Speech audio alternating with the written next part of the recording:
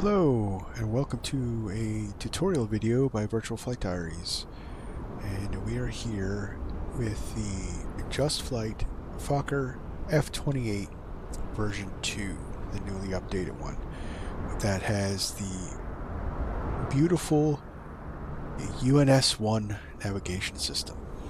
Now we can now program RNAVs and follow a more modern approach, so it'll make it easier to fly this plane on VATSIM, which is pretty cool because this plane is one of the better ones in the simulator. Just Flight really knows how to knock it out of the park. So let's get on board and let's get started programming the UNS-1. And here we are. We're on the flight deck of the Fokker F28. This is the 1000 series version, the short one. And we're going to get set up to pro. So I'm going to do a couple of videos going over this system in different phases of flight. So this one is going to be a quick tutorial on powering up the plane, getting her on ground power, and then programming the flight plan and pretty much all the ground operations with the UNS-1.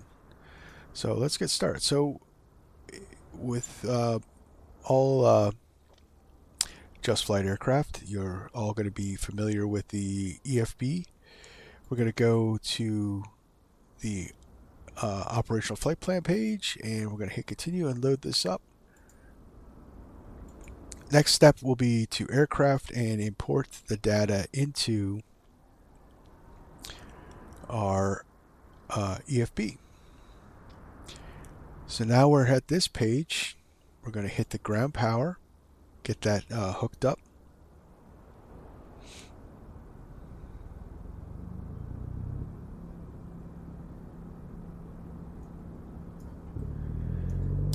And we'll come up here. This will turn over to ready to let you know, and then once that happens, we'll turn on the battery, and then we'll turn on the ground power, and we'll go over here real quick. You got battery's good, battery 2 is good, and then we're going to go to external power, and you'll see we are powered up. And that's what we'll do for now. So after we've done that, we got to start loading the plane.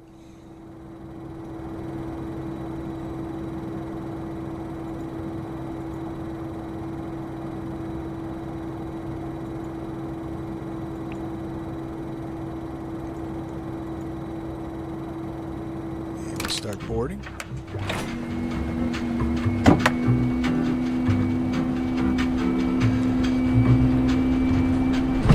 Got really cool boarding music that we've come all familiar with the F28 and the British Aerospace 146 and the RJ. So, all right. So, not to get too into the operational flows of the plane, but then we'll just do a quick one. So you're gonna want to just look up. You want to see that we're all powered up here. We just went through this test here. You're going to turn on this, the no smoking is going to come on, and we're going to turn the windshield heat on to low, and pitot and vane heating can come on, and that's what we're going to go do for now. So we're refueling, so we're going to leave the APU off. You're going to come down here, you're going to go across here. There's several tests you'll do across the board. You want to stabilize your standby horizon. And you continue down here, you put the radar on standby and bring it up to 15. And we'll come down here and we'll turn on our nav lights so that everybody know on the ground that there are people on board. That is a quick initial flow. You're going to then turn on the radio masters, UNS-1. So it does a little bit test, checking out all the systems, and then you come up to the initiate page. So we're just going to look here. We're going to see that our date is current, that it is registering the GPS, and that our nav database is current as well. So to update the nav database, it's the standard Navigraph hub. If you have that subscription, you'll be able to update this. So once all that information is acceptable to you, we're just going to hit accept, and there we go. So the first thing we're going to come to is the flight plan page. Now there's different things you can do to get a flight plan. You can have preloaded flight plans that you can save, and they save in there. And then there's a way that I have never, even with the 146 and the RJ100, 85, those guys, there's a way you can download your Simbri flight plan so that you can load a company plan. I could never get it to work for me, so we're just gonna load in our own flight plan here. So the first thing you're going to want to do is come to these soft keys right here. So you're going to hit 1, and where you're going to put your originating airport in. So we have KPHL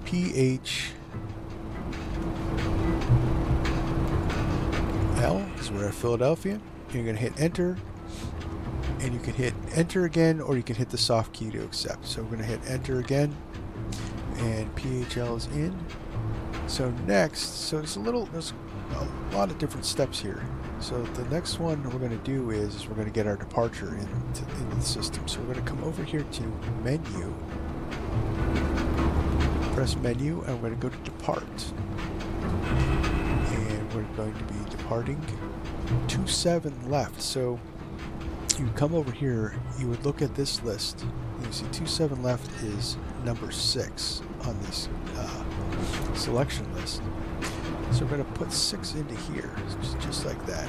And then once that's in, you're going to hit enter, and it'll go to pick a SID. So we'll get the Philly 3 departure. You just follow this. So this is the number you want. This one, and if there's consecutive, it'd be 2, 3, 4. You can't put in. You can't click here, and you can't put in the actual SID name anywhere. So there's only one SID, so we're gonna hit that, hit enter, and now our departure is in the system. So just double check. We're Philadelphia. We're gonna be taking off runway 27 left, and we're gonna be using the Philly 3. You can go back to flight plan. Boarding is complete.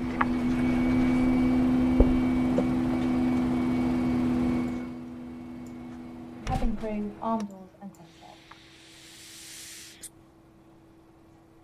All right. So boarding's complete. So we'll do there, and that's going to become significant because I want to show you something real quick. The next step in the ground phase. Okay, so we're going to go to whatever program you're using for your flight plan, and we're going to load it in. So I'm using Navigraph and the OFP, but you can actually. Not everybody has Navigraph. So let's go over here, go to the OFP. So here's our route. All right. So from Philadelphia, we're going to get vectors direct to Woodstown. So that's OOD. So you're going to click here on the soft key for 4. Once it's lit up white, you can add the waypoint in. So OOD. Hit enter. And you're going to hit enter twice after you verified that that's the waypoint you want. And then we're going to go to the next one. So from Woodstown, we're going to go to TB. So that's, I do have a key here that makes it easier. So TB, enter, TB's in. You can cross-reference it with the lat and longitude if you want to make sure, because we don't have that magenta line to follow. So there's going to be a lot of cross-referencing and stuff like that. All right, so we got over here. So from TB, we're going to go to Haydo. Yep. Haydo. There we go. We'll put Haydo in there. We're going to hit enter twice. Haydo's in the system. And then from Haydo, we're going to go to tripod. So tripod is TRPOD. And we'll hit enter, cross-referencing lat and longitude. We'll accept that. And now we've got an airway to last. So how do we put airways in? So you're going to go to the next one, waypoint 8. You're going to go over to list. And list is going to bring up a secondary area where we can pick airports, NDBs, intersections. We can go back to our flight plan. You could pick the nearest VORs. But we're going to go right here. We're going to go to airway. Click airway. Go down here, we're looking for T303, and that's number 2 on our list. So we're going to type 2, hit enter, and we're going to exit. We're going to exit at Outlaw. So we're going to go to the next page. We're looking for Outlaw.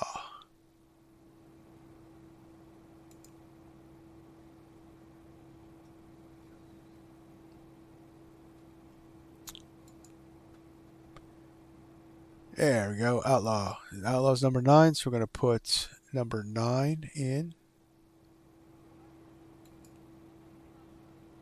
Hit enter, and there we go. So if you go back from tripod, we're now going to be following the Tango 303, and it put all those waypoints in for us. And then we're going to finish off the flight plan with our destination, which is Norfolk, Virginia, KORF. Hit enter. We look to see it's Norfolk. We'll accept that, and now that's in our system. So now we can go and finish off this with our arrival.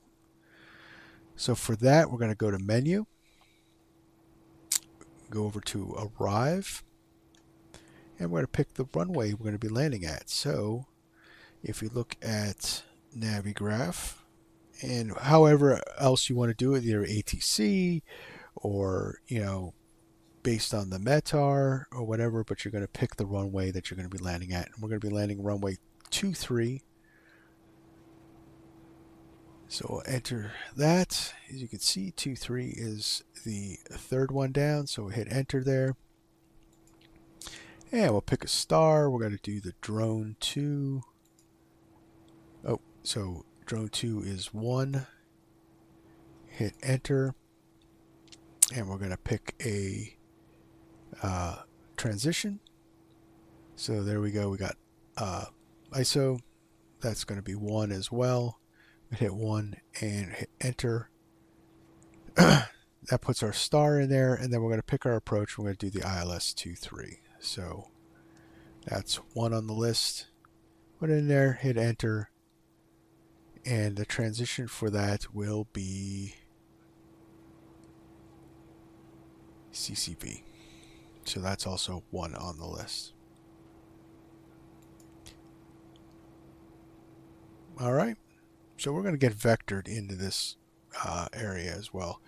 So, but you just want all this in here as a good reference point. So once that's all done, you can go here to your flight plan page and you can go and just run through it, make sure everything's right, cross-reference what you need to cross-reference, and that all looks good.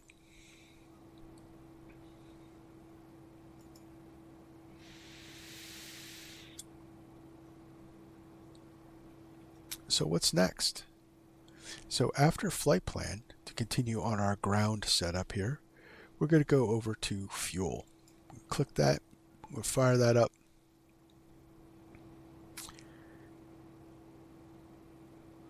And we're going to see, so there's some glitches I've noticed.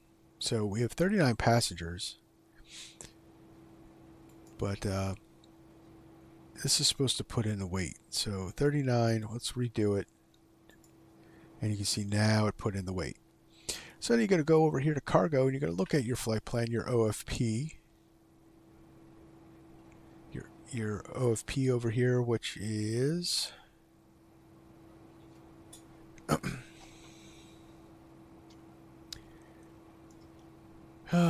we got yeah, OFP. It should be, so that's a summary emitter output. Okay, there we go. Our OFP.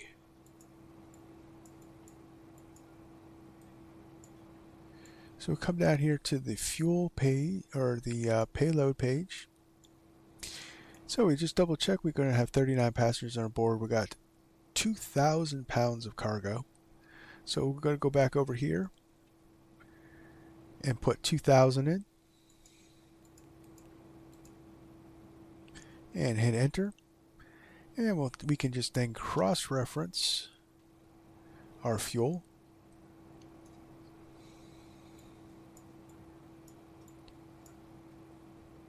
$10,213 pounds of fuel on board. We are loaded up, so it should show 10,213 on board, and we can hit enter, and now that is in the system. So you can set up here, you can go with your alternates. You can find that information on the OFP too. I'll show you. So we're out of the fuel. So we're going to look for alternate fuel. And the alternate is 2,538 pounds. So we're going to just click on alternate. Remember, everything, once it's white, you can add into it.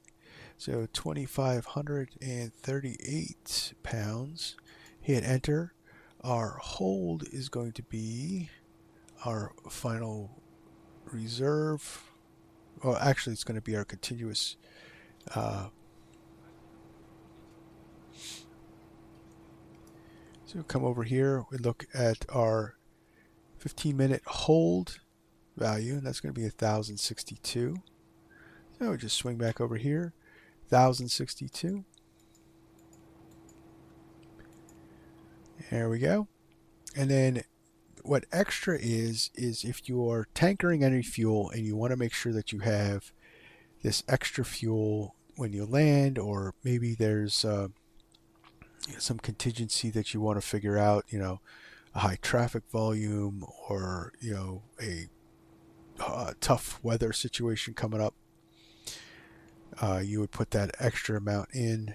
But for this purposes, we're going to zero that out, and then we'll double check that that's right. Total reserve is 3,600 pounds. That's the combination of these two.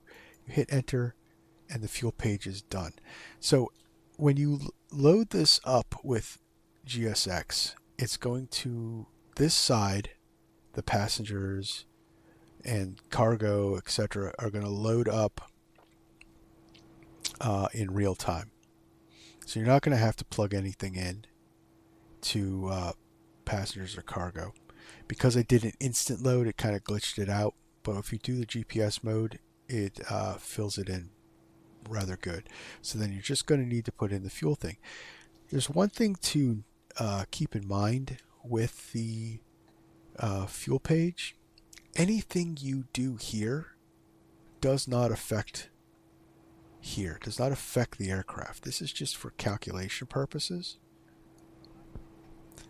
For in-flight, you load everything from the EFB, and you could load everything from the EFB, zero this all out, and you would still have enough fuel and etc.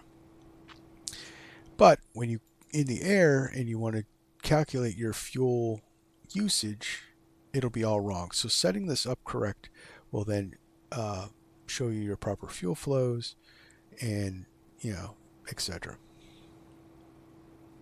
All right. So flight plan is in, fuel is in. So what do we have to do next? Well, nothing. Right now, we could actually take off. We're pretty good. There's a couple things you can look at. So you can go to nav. Now this is going to be more handy in flight. And what this is going to do is we're going to tell us, okay, we're going from Philadelphia to the altitude of 440 feet in 1.7 miles. If you look up here, it's automatically given us our course for the Philly 3, which is 266. And we have to be above 400 at 1.7 nautical miles. So one thing to note on this nav page is that this isn't going to count down. There's no reference here that's going to count down. So this is going to give you your 1.7 nautical miles, your current direction. So after we pass this waypoint, it'll switch to the next one. It'll go to 440 to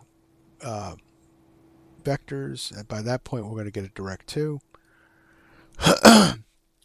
And then it'll say from position to Woodstown and give you the miles. And then you can know from this point, our DME screen right here, that how many miles away from our waypoint, but it will not count down in the FMS.